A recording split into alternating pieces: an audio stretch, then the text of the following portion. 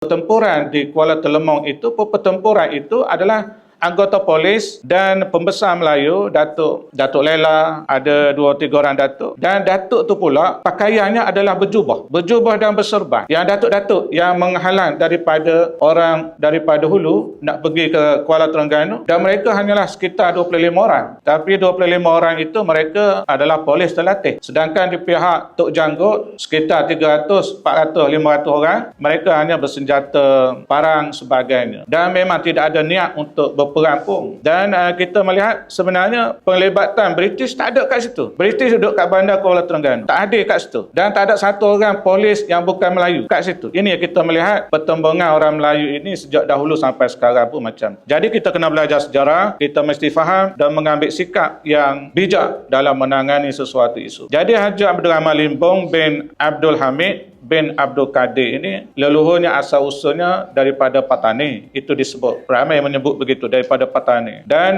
ibunya yang menarik, dan dilahirkan di kampung Jengok Tong. Ada tulis Jengok, Jongok, Jangok, Jongok, Jengok. Semua beza tu. Dr. Is, Jengok lain, Jongok lain, Jangok lain. Jangok tahu? Jangok tahulah. Ramai orang puan sini Jangok.